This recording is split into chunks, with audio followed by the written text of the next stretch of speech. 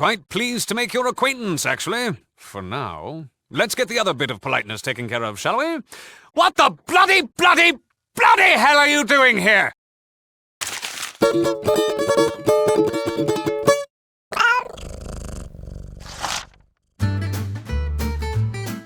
Well, I have to confess. My first Fallout was Fallout 3. I think New Vegas is the best.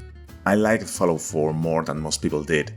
And yes, it wasn't until 2025 that I finally played Fallout 1 for the first time. I know I should have tried it earlier, I know. But each year I have less time to play games. And back when I did have time, let's just say my interests were elsewhere. But there is a silver lining here. Everything I'll say today about Fallout 1 comes without the filter of nostalgia. Well, maybe a tiny bit because it looks a lot like the neighborhood where I was born in South America. But apart from that, I don't have any emotional ties or unforgettable memories of afternoons spent chatting about this game with mates. No, I just bought it years ago and one day I thought, why not install it? Sorry Deus Ex, you'll have to wait. Again.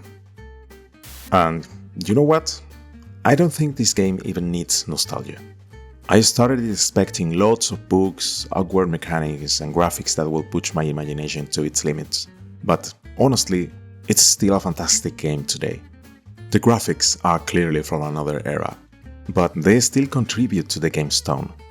The gameplay and controls are quite different from today's standards, but for me, it was genuinely refreshing to play something in a different way, because nowadays a lot of games feel mechanically the same. And as an RPG, it gives you more freedom than many modern titles. I think no matter what year you're watching this video in, it's always a good time to play Fallout 1. You don't need to wait for a remake. But I'm not here to do a full review of the game. That has been done, and far better than I could manage, with more wit and intelligence than either my brain or ChatGPT could master. What I want to talk about is what I think is the deepest message this game has to offer. Fallout 1 is a dark drama, maybe one of the darkest and most terrifying in the genre. Not just because of its story, setting, or characters. It's because it reveals what might be humanity's greatest flaw, the danger of our convictions, and how, when we are sure we are right, we become a terrifying force. Before we get into that, let's say the game starts on a hopeful note. Well, as hopeful as you can get in a world destroyed by nuclear bombs. You begin in Vault 13, the only home you have ever known, a shelter keeping you safe from the hostile world outside. Everyone works together to maintain a secure and pure way of life. They are convinced that following the rules is what keeps them alive, and so far, it's worked perfectly. Until the water ship breaks and, well, guess who is sent to the hardware store to find a new one? So off you go, leaving Vault 13, backpack full of dreams and cardiac stimulants, ready to save your home. Your first stop is Shady Sands, a place that seems very different from your vault, but really isn't. Here, they believe trust and cooperation are the only way to survive in this cruel world. They are convinced that as long as we work together, there is hope, even if we don't fully trust each other. The town is built in that conviction and hope. That's why they welcome you, trusting that you will help them with their problems and in return, they will help you with yours. You save them from creating fuel the scorpions, rescue the chief's daughter, and they reward you with equipment and information to continue your journey. So far, it seems that the strength of human conviction is what's keeping us going, even after the end of the world. But gradually you start to see the other side of the coin, or bottle cap, to stay on brand. To rescue the chief's daughter, you face the Khans. They believe this new world belongs to the strong. That conviction gives them the right to take whatever they want from those they see as weaker. A world of scarcity, even of law, has shaped their attitude. It's a common reaction, one we still see today. In times of disaster, some people band together to face hardship as a community, while others seek to dominate, often violently. It's basically Squid Game, but with more stimulants. Anyway, the journey continues and we reach Youngtown, a large and more developed city than Shady Sands, and all the vices that come with it. Here, two convictions collide. Gizmo, the stereotypical magnate who hoards money and cholesterol alike, and Killian, a mayor with Clint Eastwood vibes. Gizmo believes money is everything. Killian believes in justice, at almost any cost. You choose who wins, at least for now, because this clash of convictions is an endless cycle. Just like in our world, where law prevails until money shows up. And this is evident in the next city, the Hub, a natural evolution of Shady Sands or Youngtown as they grow. It's more advanced, but ambition and distrust rule, and convenience trumps morality. But hey, they got delicious iguana bits, which taste twice as good if you don't know what they are actually made of. There are many examples throughout the game that show how our convictions, right or wrong, are both our greatest strength and our greatest downfall. In Necropolis, Seth is convinced that only he knows what's best for his people. Social outcasts who have finally found a home in exchange for surrendering their will. Necropolis is mine, is his motto.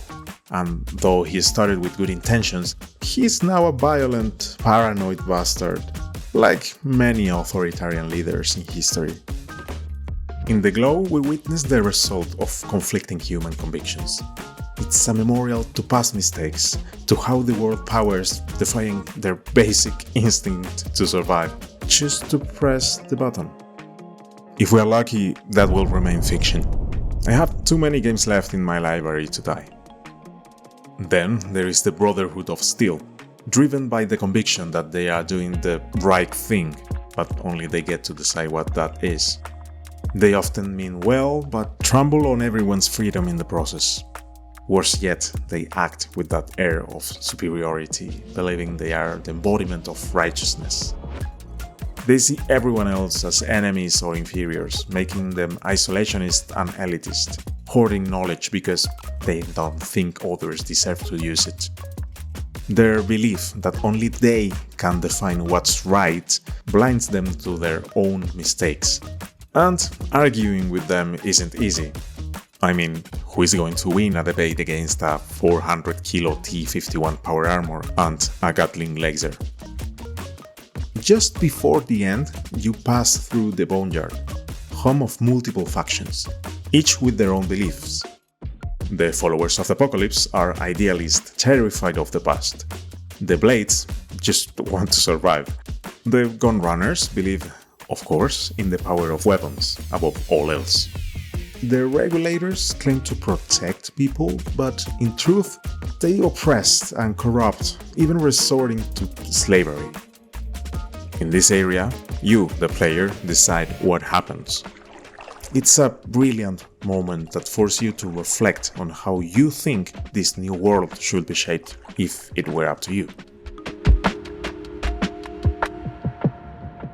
But every journey has an end, and every good game a final boss.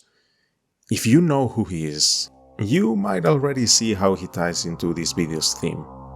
In fact, he's the one who inspired me to make it. The Master is the leader of the Super Mutants, a race of forcibly evolved humans. He believes the key to surviving this cruel world is for everyone to become like them. Stronger, more resilient bodies.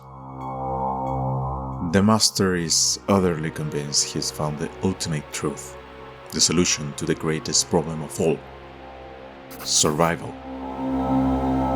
This belief drove him to commit atrocities, experimenting on humans and animals, splicing DNA, creating super mutants and abominations alike, starting with what he did to himself. His voice alone showed he's no longer one person, but a degenerate fusion of minds thinking as one. The unity will bring about the master race. Master! One able to survive, or even Thrive! in the wasteland. The Master is worshipped as a god. Pray, follow, unity. His followers chanted night and day, giving up their individuality and freedom for survival. Before he was the Master, he was Richard Grey, a human, a genius, obsessed with conquering this world and human nature. After an accident with the Forced Evolutionary Virus, or FEV, he reached one conclusion. As long as there are differences, there will be conflict and disaster will repeat. So we must all become one. Pray, follow, unity. Grey gave up his humanity in search of an answer that doesn't exist. His ego convinced him he had found it. Unfortunately, there is one thing the Master hadn't considered. Something only you, the protagonist, can make him see, and it hurts more than any bullet or blade. You reveal that super mutants are infertile, meaning that if his plan were successful, it will actually doom humanity. Suddenly, the full weight of his actions hits him. He realizes his convictions blinded him. With the last shred of humanity he has left, he admits his mistakes and ends his plan, destroying his base, but giving you just enough time to escape. Why? Because even though he's lost hope, he wants to leave the world in the hands of those who still have it, expecting they will find the answer he couldn't, trusting that there will always be people who believe a peaceful world is possible, even if there isn't just one way to get there. A great tragedy for one of the best final boss fights in video game history, if you ask me. And well, that's not even the end. You return to Vault 13, expecting to be welcomed as a hero, but surprise, you are not allowed back in. The Overseer tells you that you are a threat to the Vault's way of life. You have seen the world, learned, survived, changed, and he doesn't want others to be inspired to follow your path, to find their own convictions. As I said at the beginning, Vault 13's belief is that following the rules keeps them safe, and you broke all of them. The same conviction that once made the Vault a safe haven is now what shuts its door to you. And yes, it's true you have changed. It was necessary to survive. So, a nice happy ending, right? In conclusion, conviction can take us far, but sometimes too far. It's a force we need as humans, but we must try to stay flexible and open to learning from others. Easier said than done, for sure, but worth the effort. It's rare to find a game that handles such a complex idea so well in its gameplay, and Fallout 1 absolutely nails it. Honestly, don't wait for a remake. Fallout 1 is just as worth playing today as it was when it launched, and it will be in 50 years too, if we make it that far. This wasn't just the beginning of one of the best video game sagas. It was for many the start of a love for the post-apocalyptic genre itself.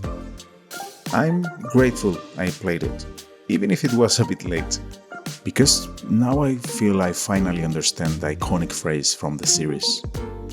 War never changes, because we don't change, and that will remain true as long as our convictions are more of a prison than a purpose.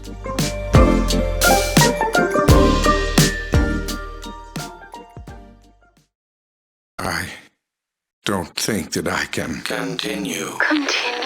to have done the things I have done in the name of progress and healing. It was madness. I can see that now. Madness. Madness? There is no hope. Leave now. Leave while you still have.